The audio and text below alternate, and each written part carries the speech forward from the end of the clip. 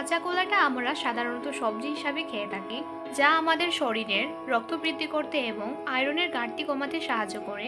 এছাড়াও পেটের বিভিন্ন সমস্যার জন্য এই কাঁচা কলাটা অনেক বেশি উপকারী। আজকে আমি কাঁচা কলাটা রান্না করব না, এটা দিয়ে আমি একটা ভর্তা তৈরি করব। পুষ্টিবিদরা বলে থাকেন সবজির সবুজ খোসায় প্রচুর পরিমাণে ভিটামিন ও মিনারেলস থাকে এবং তারা পরামর্শ দেন যতটা সম্ভব খোসাসহ সবজি রান্না করতে। আজকে আমি যে ভর্তাটা তৈরি করছি, এই ভর্তাটা আমি কাঁচা কলার খোসাসহ তৈরি করব। তাহলে চলুন কথা না বাড়িয়ে আজকের এই কাঁচা কলার ভর্তার রেসিপিটা আপনাদের সাথে শেয়ার করি। কাঁচা কলার এই ভর্তাটা তৈরি করার জন্য আমি এখানে দুটা কাঁচা কলা নিয়েছি। কাঁচা কলাগুলোকে আমি সেদ্ধ করে নেব। তার জন্য এই কলাগুলোকে আমি একটা নাইফ দিয়ে টুকরো টুকরো করে কেটে নিচ্ছি। এই কাঁচা কলাগুলোকে আমি খোসা সমেত সেদ্ধ করে নেব। আর অবশ্যই কাঁচা কলার সামনের এবং পেছনের দিকটা ফেলে দেবেন। চুলে একটি প্যান বসিয়ে এর মধ্যে দিয়ে দিচ্ছি পর্যাপ্ত পরিমাণ পানি। তারপর এই পানির মধ্যে দিয়ে দিচ্ছি খোসা সমেত টুকরো টুকরো করে কেটে রাখা কাঁচা কলা।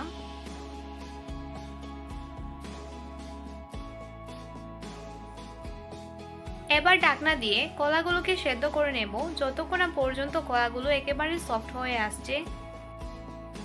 কিছুক্ষণ পর ঢাকনাটি খুলে নিলাম। কলাগুলো কিন্তু অনেকটা সফট হয়ে এসেছে। তারপরে এটাকে একটা চামচ দিয়ে এভাবে নেড়ে ছেড়ে দিচ্ছি। আর এই যে কাঁচা কলার মধ্যে যে পানিটা আছে ওইটা আমি ফেলে দেব না। এখন আমি ঢাকনাটা সরিয়ে এগুলোকে ঝাল করে নেব। এতে করে পানিটা পুরোপুরি শুকিয়ে যাবে।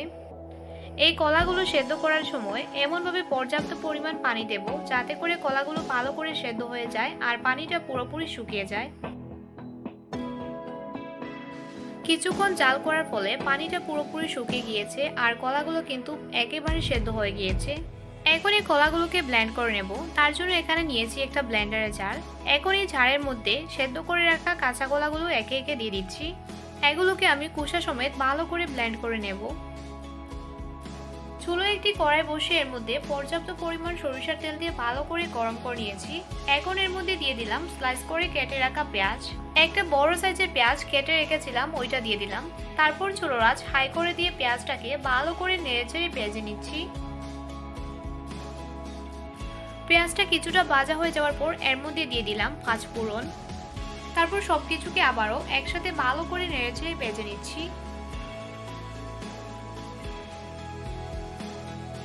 এখন কিছু গুঁড়ো মশলা অ্যাড করব। প্রথমে এর মধ্যে দিয়ে দিলাম হাফ চা চামচ পরিমাণ হলুদ গুঁড়ো, হাফ চা চামচ পরিমাণ ধনে গুঁড়ো, 1 চা চামচ পরিমাণ ভাজা জিরে গুঁড়ো। দিয়ে দিচ্ছি এর মধ্যে 2 থেকে 3টা কাঁচামরিচ কুচি। তারপর সবকিছুকে একসাথে ভালো করে নেড়েচেড়ে মিশিয়ে নিচ্ছি।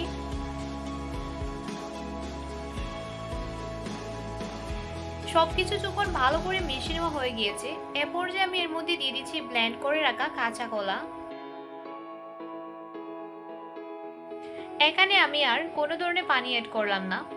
তারপর এই কাঁচা কলাগুলোকে মশলার সাথে ভালো করে নেড়েচেড়ে ভুনে নিচ্ছি।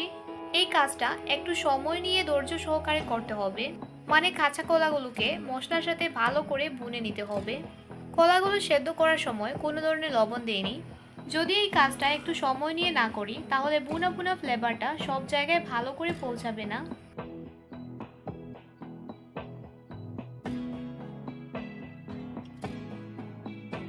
কিছুক্ষণ নেড়েচেড়ে নেওয়ার পর এখন এর মধ্যে দিয়ে দিচ্ছি স্বাদ অনুযায়ী লবণ। তারপর আবারও সবকিছুকে ভালো করে নেড়েচেড়ে ভুনে নিচ্ছি।